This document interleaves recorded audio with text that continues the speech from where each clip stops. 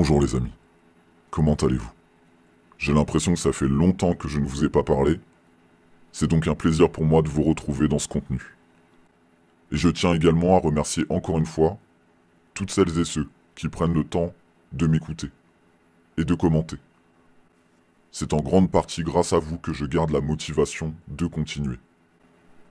Et dans ce contenu, nous allons continuer dans cette quête de compréhension, tenter de nommer ensemble le mal qui ronge et qui s'est ancré dans le mouvement et qui nous empêche d'avancer.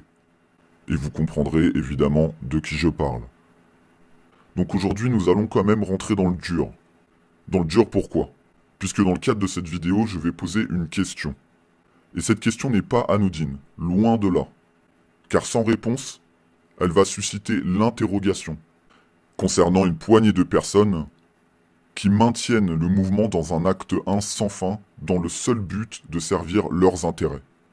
Et donc avant de rêver un peu, de nous projeter dans un monde où nous pourrions rentrer dans l'action, comme réinvestir donc éventuellement, pourquoi pas, hein, des villages abandonnés, des châteaux abandonnés, comme celui-ci, ou encore celui-là. Des lieux qui ont connu l'exode rural. Mais encore beaucoup d'autres bâtisses qui ne demandent qu'à être réinvesties. Et avant de nous projeter également dans des actes fictifs, que j'explique d'ailleurs dans cette vidéo qui s'intitule « Et si les porte-paroles étaient Rêvons un peu », où j'explique notamment que nous aurions pu mettre nos samedis à contribution d'autre chose, de quelque chose de concret. Nous aurions donc pu consacrer nos samedis à un acte 28 en pleine nature. Un acte 29. Un acte 30.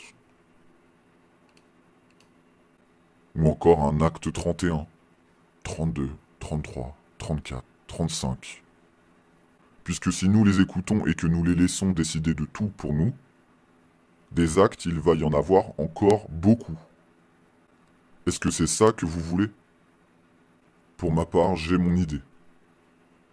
Et avant de rentrer dans le dur, je vais rentrer dans le mou. Et je vais faire une petite parenthèse sur quelques points qui m'ont agacé. Donc nous avons les analystes du turfu. Et je précise comment ferions-nous sans eux. Alors là, je ne sais pas, parce que apparemment, ils sont la solution, hein. Et je dis opportunistes, puisque ils s'accaparent de tous les sujets d'actualité à 2 balles pour venir nous rabâcher dans les oreilles ce que nous devons faire, ce que nous devons penser. Et moi, ça me gonfle. Et ça n'engage que moi, évidemment, vous l'aurez compris. Donc nous avons une Georgia Pouliken qui dirait si vous m'aviez écouté, on n'en serait pas là, parce que moi je sais, avec ses vidéos culpabilisantes et moralisatrices à 2 balles, où elle tape des monologues à la rage totale, pour nous sermonner. Voilà, elle nous sermonne, elle nous dit comment doit être la vie, comment on doit penser, pour qui on doit voter. Et j'ai positionné Mika RP 2.0 avec elle parce que franchement, ils font la paire ces deux-là, ils font la paire. Et lui, il dirait un truc comme j'ai inventé l'eau chaude. Je dis ça parce qu'il a fait une vidéo qu'il a appelée Nous sommes le plus gros problème de ce système, mais également la solution. Ah bah dis donc, merci Mika. Enfin, c'est encore une vidéo assez moralisatrice, un peu comme Georgia Pouliken. Des opportunistes qui prennent les sujets d'actu pour faire du buzz, pour faire des vues. Voilà. Et je commence à avoir un problème avec eux de par leur position au sein du mouvement et l'influence qu'ils peuvent avoir. Et j'ai notamment du mal avec les personnes qui se positionnent de par leur individualité, de par leur image. Et vous allez comprendre pourquoi je parle de ça. Comme vous le savez, ça va faire un entonnoir, tout va se rejoindre, tout va être cohérent. Et je trouve ça désolant dans la mesure où ce sont des personnes qui ont une tribune assez importante, ils la saisissent pour faire du putaclic à 2 balles, avec des messages creux, répétitifs, où ils postent plusieurs vidéos par jour. C'est contre-productif. Enfin bon, cela n'engage que moi. Pour ma part, Georgia Pouliken, elle commence à me gonfler, à sermonner les gens et à leur dire comment ils doivent penser, comment ils doivent agir. C'est limite, des fois, elle gronde les gens, quoi. Genre, elle les prend pour des gosses, quoi. Et j'ai également du mal, en effet, avec les personnes qui se mettent en avant, puisque ce sont des personnes, mais narcissiques. Et des fois qu'ils voudraient me contredire, à dire non, mais attends, Jeffrey, non, je suis pas narcissique, tu dis que des conneries, etc. Eh bien, je vais vous le prouver très rapidement. C'est maintenant.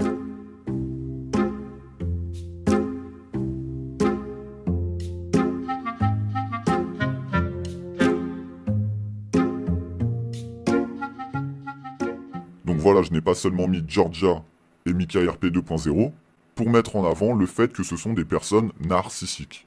On ne voit qu'une chose sur leur vignette, c'est leur gueule. On ne voit que ça.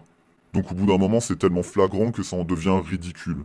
Et nous ne sommes pas là pour professionnaliser notre individualité au sein du mouvement, nous sommes là pour porter un mouvement dans le but d'avoir une vie meilleure, pour du bien commun, pour la communauté.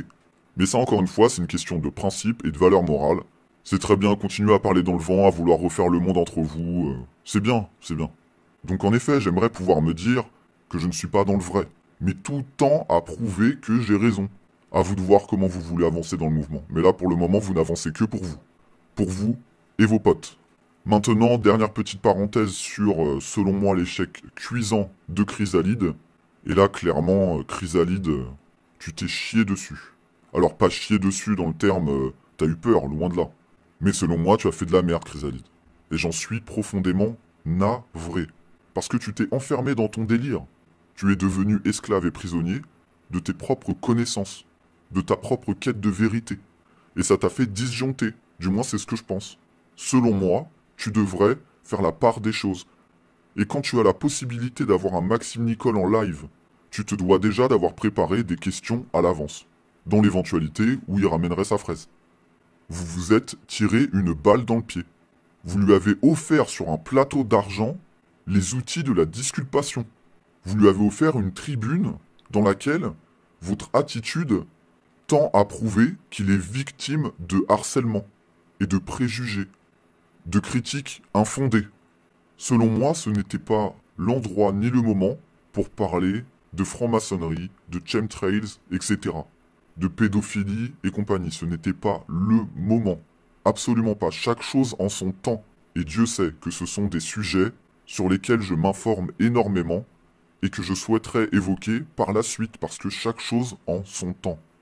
Dans ce live, Maxime Nicole s'est positionné comme étant le mec de la situation. Le mec qui ose rentrer dans la cage au lion. D'emblée, ça le mettait dans la position du winner, directement.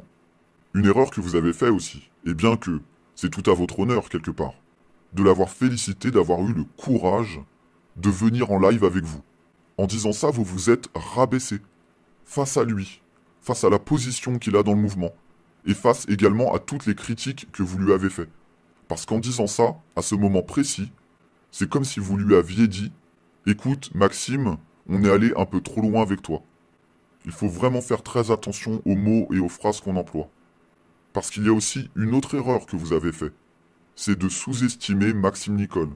Selon moi, il vous a, mais démoli. Démoli. Très clairement, il vous a démoli. C'est un moment que j'attendais avec impatience. Il est arrivé et voilà. Il a disparu. L'espoir que je portais en ce moment a disparu.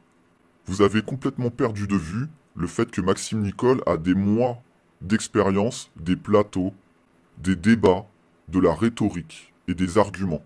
Vous avez omis le fait qu'il est accompagné d'avocats et de Étienne Chouard et d'autres qui le conseillent. Et ce sont des conseils précieux dans ce milieu-là. Et vous lui avez donné tous les outils nécessaires pour qu'il puisse tirer quelques ficelles, actionner quelques leviers pour vous mettre KO technique. Il y a une différence entre être un bon orateur, dire de grandes choses dans un micro ou face cam, tout comme moi à l'heure actuelle. Il y a une différence entre ça et savoir tenir un débat. Vous n'avez pas su poser les bonnes questions. Au contraire, vous avez posé les mauvaises questions.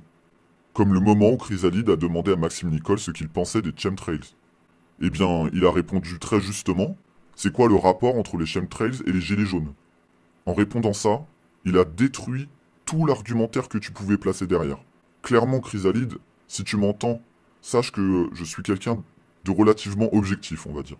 Et c'est sans méchanceté que je te dis ça, tu es passé pour quelqu'un de déséquilibré, très clairement. Et pire encore, vous vous disiez entre vous, « Eh, mais laisse Maxime parler, sinon c'est pas possible. » En faisant ça, vous vous êtes décrédibilisé. À l'écoute, ça donnait le sentiment que vous vous divisiez. Et il y avait tellement de points sur lesquels vous auriez pu le coincer, le démolir, le mettre à jour, en un claquement de doigts. Derrière mon écran d'ordinateur, j'étais dépité. J'ai une bonne expérience en psychologie, aussi un peu en mentalisme. Ce sont des sujets qui me passionnent. Les micro-expressions, le langage corporel, etc. Et lorsque j'ai vu ce live qui est au passage complètement indigeste, 2 lives de plus de 3 heures, vous avez mis Maxime Nicole en position de dire moi je suis resté environ 5 heures à parler avec eux, à débattre avec eux, et ils n'ont pas su me poser les bonnes questions, ce qui prouve qu'ils ont tort. Ce qui prouve que mes intentions sont bonnes. Enfin bon, ça c'est une chose, je comprends que Chrysalide ait perdu ses moyens, puisqu'il faisait face à une situation réelle. Et pour celles et ceux qui tapent du live, si vous avez besoin de conseils, en arguments, en questions, en psychologie, n'hésitez pas à me solliciter. C'est un domaine dans lequel je pourrais aisément vous aider. Parenthèse fermée, nous allons rentrer dans le dur. Leader, manipulateur ou bien gourou. Comment les qualifier? Et je n'utilise pas ces mots au hasard. Bien au contraire, ils ont été choisis avec soin. Il dirait en chuchotant Et tous ensemble. 1, 2, 3. Nous ne sommes pas leaders, nous sommes des citoyens comme vous. Nous sommes des gilets jaunes. Et pendant combien de temps ils vont nous faire croire ça? Et là, l'étau se resserre contre eux. Et nous allons utiliser ensemble ces outils pour pouvoir les coincer et les obliger à se qualifier. Donc toujours dans cette quête de pouvoir comprendre les choses, de pouvoir mettre des mots sur les choses. Déjà, déterminons ce qu'est la différence entre un gourou, un manipulateur et un leader. Le gourou, lui, fait travailler les autres, en leur rappelant leurs conditions d'asservissement, leurs conditions d'adeptes et de fidèles, leurs conditions d'esclaves. Et ces mêmes esclaves se diraient il suffirait pourtant qu'on lâche. Et sachez que les mots ont leur importance. Qu'on lâche prise. Qu'on les lâche. Qu'on lâche, c'est lâche. Alors que le leader, lui, avance avec son peuple. Il se met au même niveau, dans une horizontalité. Et nous sommes loin de retrouver cette horizontalité au sein même du mouvement. Au contraire, en fait, il n'y a pas une seule verticalité, il n'y a pas une seule pyramide, il y en a plusieurs. Et ça, il va falloir que ça cesse très rapidement. Et pour que ça cesse, nous allons mettre des mots sur les choses, nous allons qualifier les choses, nous allons les nommer. Et d'ailleurs, les collaborations qui fonctionnent le mieux, ce sont les collaborations qui sont basées sur la confiance. Vous voyez, un leader qui dirait « Nous sommes le peuple », eh bien le peuple lui dirait « On ne te lâchera jamais ». Maintenant, toujours dans cette compréhension des mots, essayons donc encore de faire la distinction entre leader et gourou. Puisque vous allez comprendre tout doucement que les porte-paroles, en effet, peuvent être associés à des gourous, à des manipulateurs. Et vous allez voir une chose, c'est que mon contenu ne se base pas sur mon point de vue, mais sur des faits, sur des mots, sur des analyses que je sourcerai en description. Faisons donc le jeu des différences. Un leader à gauche, un gourou à droite. Le leader sert une cause, alors que le gourou sert sa propre cause. Le leader est surtout suivi pour ses idées, alors que le gourou, lui, est surtout suivi pour son image. Le leader est suivi et admiré sous condition, alors que le gourou, lui, est suivi inconditionnellement. Est-ce que vous commencez à faire le rapprochement avec les porte-paroles? Je vous dis, l'étau se resserre contre eux. Le leader, c'est partir et laisser sa place, alors que le gourou ne sait pas partir. Le leader partage la vérité, alors que le gourou détient seul la vérité. Le leader cherche à faire d'autres leaders, alors que le gourou cherche à faire des suiveurs, des passifs. Le leader convainc par des arguments, alors que le gourou cherche uniquement à persuader. Le leader utilise l'assertivité, alors que le gourou utilise la manipulation. Et le leader a le culte de la réussite collective, alors que le gourou a le culte de sa personnalité. Vous voyez pourquoi tout à l'heure, j'ai montré les vignettes des vidéos de certains influenceurs au sein du mouvement. Et ce sont ces mêmes personnes, si vous remarquez bien, qui critiquent n'importe qui souhaite rester dans l'anonymat d'y être. Parce que cela lui rappelle pourquoi il s'expose autant à travers son image. Et ça le dérange. Le fait que des personnes puissent suivre quelqu'un pour ses idées le dérange énormément. Parce qu'encore une fois, lui n'existe qu'à travers son image, par sa manipulation. Et cette manipulation peut être consciente ou inconsciente. C'est là qu'il y a danger. Et maintenant, toujours dans cette quête de compréhension, mettons des mots sur les choses. L'abus de faiblesse, c'est quoi? Un abus de faiblesse consiste à exploiter l'état d'ignorance ou de vulnérabilité psychique ou psychologique d'une personne pour l'amener à prendre des engagements dont elle est incapable de voir l'importance. Cet abus peut être puni comme délit pénal aggravé lorsqu'il s'agit d'une secte. Et sachez que tout doucement, encore une fois, dans cet entonnoir qui va se resserrer, nous allons évoquer la dérive sectaire. Et vous comprenez très bien pourquoi je parle de ça. Vous savez, les ultra-fanatiques des porte-paroles, qui se donnent pour mission de vouloir menacer, de vouloir insulter, de vouloir violenter les personnes qui oseraient remettre en question leur maître. Ces personnes-là sont des adeptes.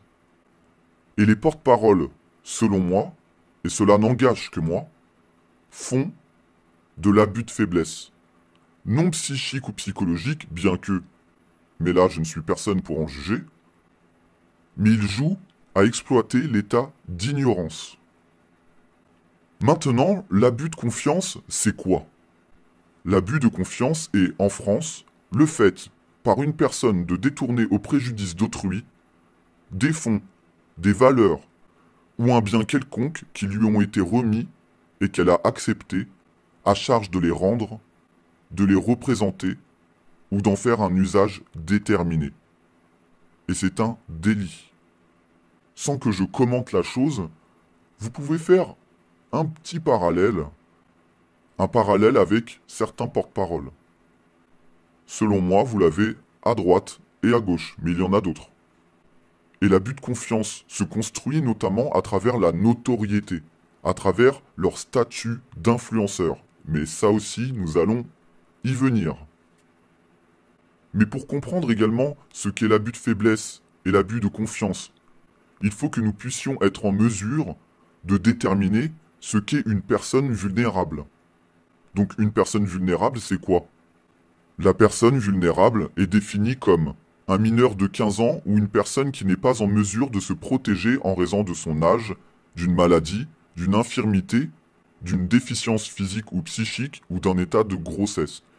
Bon, je ne vous cache pas que pour le dernier, je trouve ça plutôt moyen. Mais j'ai voulu mettre les termes tels que je les ai trouvés. Inutile de préciser que bon, voilà, une femme enceinte, pardon, mais bon, elle a encore tous ses moyens. Mais par contre, nous pourrions compléter cela par l'état d'ignorance de la personne vulnérable. Car nous pouvons être vulnérables de par notre ignorance, pour rejoindre ce qu'est l'abus de faiblesse. Et pourquoi j'ai mis le petit Richie Thibault, 14 ans? Parce que la personne vulnérable est définie aussi comme étant un mineur de moins de 15 ans. Il n'y a que moi qui trouve ça malsain des adultes avec un adolescent comme ça, avec un gamin là. Un gamin qui n'évolue qu'avec des espèces de trous du cul comme eux là, pardon pour l'expression. Mais là le but n'est pas de parler de Richie Thibault, mais c'était pour faire le parallèle un peu. Pour que s'ils prennent connaissance de mon contenu, qu'ils commencent à se dire merde, ça peut puer la merde pour nous. Parce que ce que vous faites avec ce gamin, c'est pas normal. Hein. C'est pas normal, du tout. Maintenant, attardons-nous sur la dérive sectaire. La dérive sectaire, c'est quoi? Il s'agit d'un dévoiement de la liberté de pensée, d'opinion ou de religion qui porte atteinte aux droits fondamentaux. à la sécurité ou à l'intégrité des personnes, à l'ordre public, aux lois ou aux règlements. Est-ce que, si je m'arrête là, vous pouvez déjà faire le parallèle avec l'univers des porte-paroles? Nous sommes en plein dedans. Elle se caractérise par la mise en œuvre, par un groupe organisé ou un individu isolé, quelle que soit la nature ou son activité de pression ou de technique, ayant pour but de créer, de maintenir ou d'exploiter chez une personne un état de sujétion psychologique ou physique, la privant d'une partie de son libre arbitre, sous l'emprise d'une aliénation mentale, avec des conséquences dommageables pour cette personne, son entourage ou pour la société. Et vous les porte-paroles, si vous voulez éviter d'être associé à ce genre de choses, il va falloir que vous vous qualifiez au sein du mouvement, que vous preniez vos putains de responsabilités. Mais je vais en venir, vous inquiétez pas, je vais en parler. Mais avant ça, qu'est-ce que l'aliénation mentale? Et ce, toujours en voyant les choses à travers le prisme de la dérive sectaire. L'adepte d'une secte ne perçoit qu'une partie de la réalité. On peut dire que sa perception est tronquée. Cela s'accompagne de symptômes pathologiques, phobiques, psychomatiques, etc. L'adepte se trouve vis-à-vis du groupe dans un état de dépendance important qui, par certains côtés, fait penser à la dépendance toxicomaniaque. Et par aliénation mentale, voyez aussi par là le sentiment de dévotion, de fidélité. Aussi le fait d'être dans la position de vouloir les défendre, becs et ongles, en parlant là des porte-paroles. Puisque dans ce cheminement d'aliénation de par leur statut d'influenceur, où ils jouent par exemple avec l'espoir des autres en permanence, ils créent ce lien très fort. Et par exemple, il y a des mots qu'ils n'utilisent pas au hasard. La famille. Gilet jaune, quel est votre métier? C'est presque à s'en demander si ces personnes-là n'ont pas été conseillées pour les mots à dire au sein du mouvement. Parce que la famille crée ce lien fondamental et fort avec l'autre. Et lorsque vous dites aux gens « Gilet jaune, quel est votre métier ?» Déjà, vous les cristallisez dans l'idée qu'ils ne sont rien d'autre que des gilets jaunes. Comme du bétail. Et si en plus de ça, ils associent l'idée d'un métier, donc d'une mission, d'une confiance qu'on leur accorde, avec tout ce que cela implique, au fait d'associer leur métier avec gilet jaune, avec Aou, nous sommes des guerriers. Notre métier, c'est d'être des guerriers.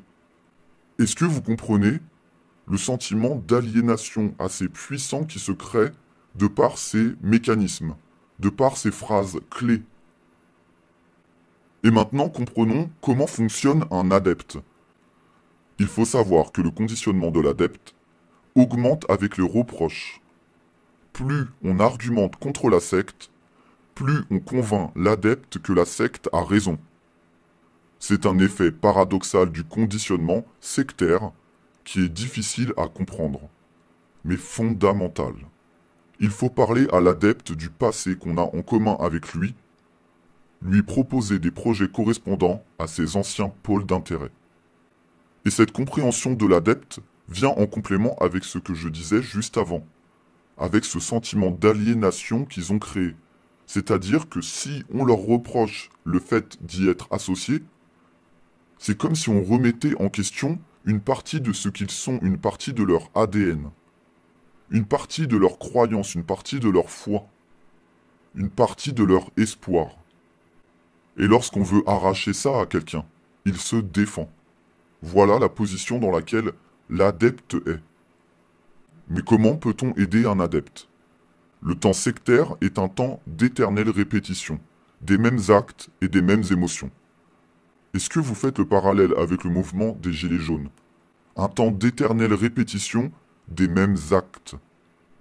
L'adepte a besoin de renseignements sur l'emprise au sens large et sectaire, sur les coulisses de la secte dont il sort, sur ce qui s'est passé pour ses proches, sur les indices de son emprise, mais aussi sur ses changements de comportement.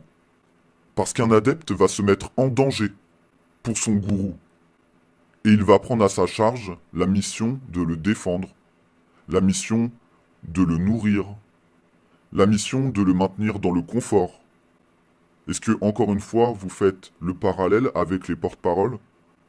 Lorsque je pose cette question, je sais très bien que oui. Et donc, l'adepte sera aussi en mesure de profaner des menaces, d'être violent, d'être insultant, d'être dangereux pour les autres, mais aussi pour lui-même. Mais comment identifier un manipulateur? Nous allons voir ça en quelques points, mais la liste est longue. Et si vous faites la démarche d'aller vous renseigner sur les caractéristiques d'un manipulateur, vous allez tomber sur le cul. Pardon les amis pour cette expression, mais vous allez tomber de haut, tellement que les points sont ressemblants. Mais donc pour le moment, citons-en seulement quelques-uns. Il répond très souvent de façon floue. Il invoque des raisons logiques pour déguiser ses demandes. Il sème la zizanie et crée la suspicion. Il sait se placer en victime pour qu'on le plaigne. Il menace de façon déguisée et pratique un chantage ouvert. Il change carrément de sujet au cours d'une conversation. Il ne supporte pas la critique et nie les évidences. Il ne tient pas compte des droits et des désirs des autres. Il flatte pour vous plaire, fait des cadeaux.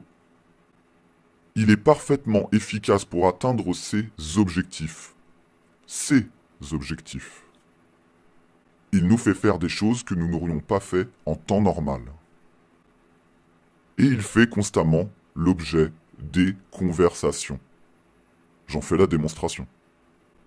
Parce que cela est nécessaire pour que nous puissions avancer en nous émancipant de ces manipulateurs.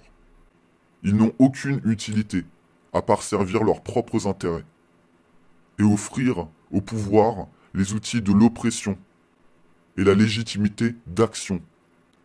Et nous pourrions aussi évoquer d'autres sujets que j'ai déjà abordés, comme ce qu'est un macro-influenceur ou ce qu'est un leader d'opinion, et les responsabilités que cela octroie à la personne qui en fait l'objet.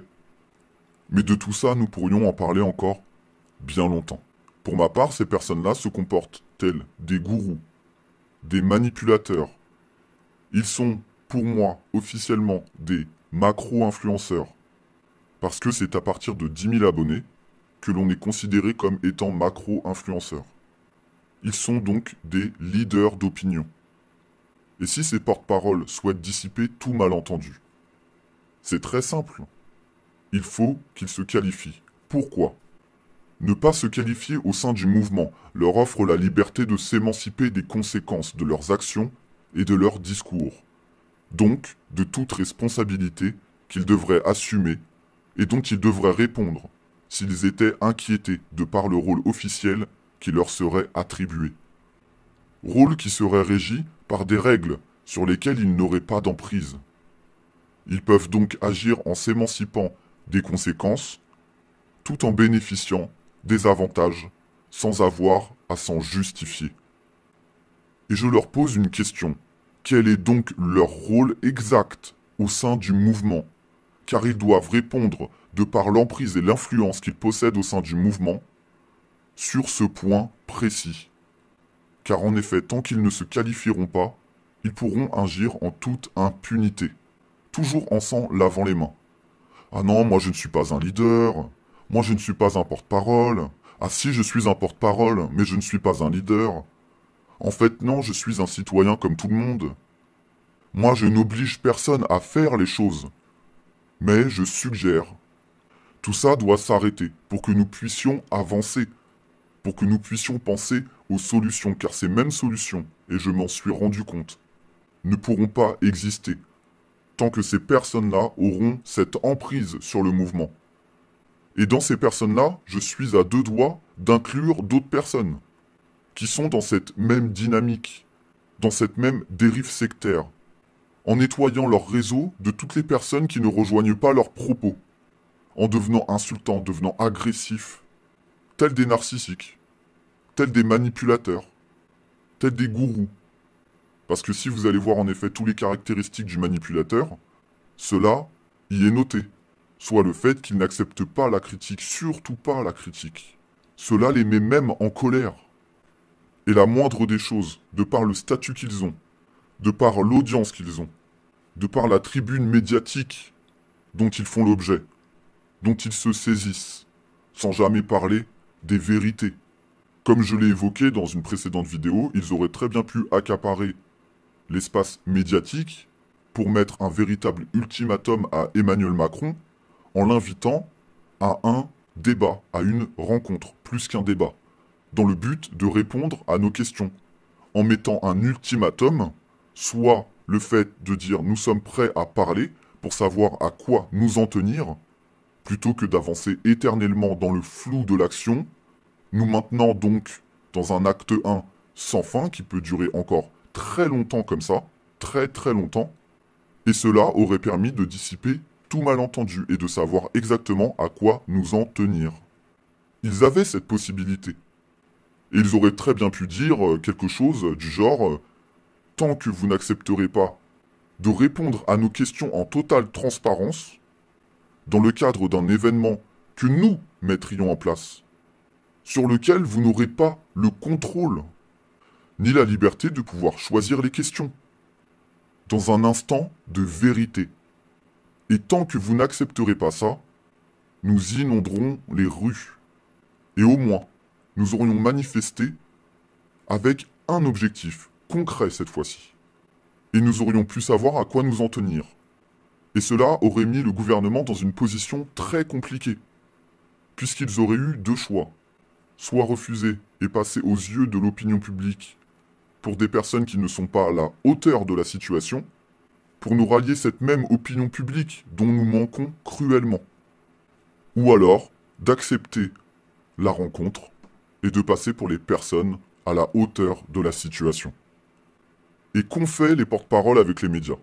À part répéter en boucle toujours les mêmes choses, à part parler d'eux, d'eux-mêmes, à dire moi je, toutes les 5 secondes, moi je, moi je, moi je, à nous faire perdre notre temps, car il s'agit aussi du nôtre. Et nous n'avons pas à les plaindre ni à être admiratifs de ce qu'ils font, parce qu'ils l'ont voulu. Et un leader, un véritable leader, ne se plaint pas. Il ne se plaint pas en prenant en otage sa communauté pour dire oui, vous savez, pour moi c'est compliqué, et machin, et ceci, mais on ne t'a rien demandé, donc si c'est compliqué, tu laisses la place, tout simplement. Parce que ça, nous pouvons le comprendre. Mais par contre, nous ne pouvons pas comprendre lorsque tu te plains et que tu persistes à vouloir garder ta place. Qu'est-ce qui vous motive à vouloir garder votre place au sein du mouvement? Qu'est-ce qui est le plus important? L'intérêt général? Le bien commun? Ou alors votre individualité au sein même de ce mouvement? Qu'est-ce qui est le plus important, à vos yeux? Et cela soulève des questions. Mais dans un premier temps, il est prioritaire que nous puissions les qualifier officiellement au sein du mouvement pour que nous puissions les obliger à répondre de leurs actes, de leur irresponsabilité, de leur incompétence, de leurs insultes et leurs menaces, mais aussi de toutes leurs méthodes, de leurs liens obscurs et réseautage, ainsi que de leurs conflits d'intérêts permanents.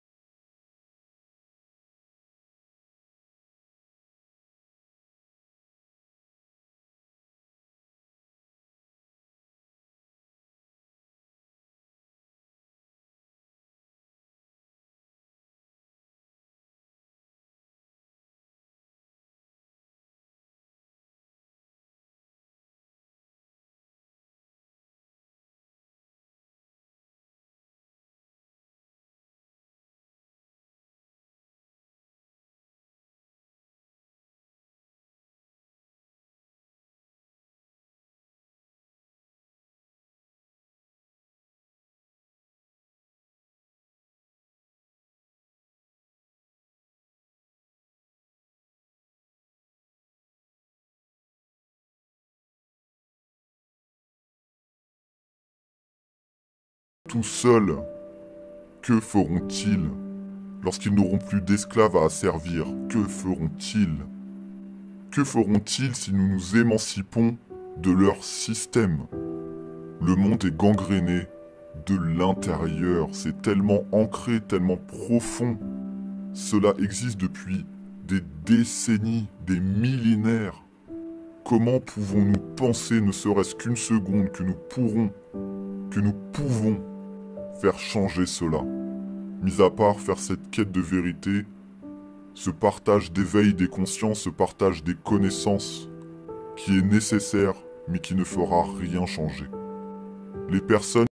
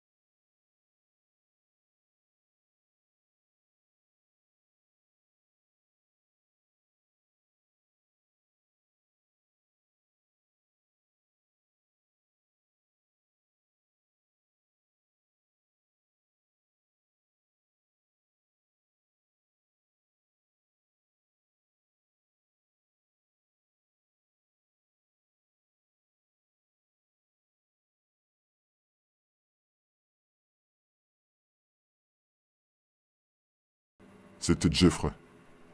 Et je vous dis à très vite.